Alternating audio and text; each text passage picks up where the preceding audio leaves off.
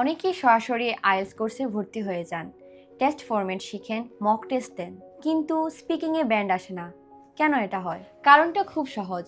IELTS একটি পরীক্ষা, ভাষা শেখার জায়গা না। আর আপনি যদি ভাষাটাই ভালোভাবে না শিখে পরীক্ষায় বসেন, স্কোর কখনো যেখানে চান সেখানে যাবে না। ওয়ার্ল্ড ফেমাস লিঙ্গুইস্ট স্টিফেন ক্রাশেন বলেছেন, একটা ভাষা শেখার ক্ষেত্রে আপনাকে ধাপে ধাপে এগোতে হয়। আপনার বর্তমান লেভেলের চেয়ে একটু উপরে গিয়ে প্র্যাকটিস করুন। যার কথা বলার ভিত্তিই তৈরি হয়নি, তার জন্য আইএলটিএস স্পিকিংয়ের প্রশ্নগুলো আরও কঠিন মনে হয়।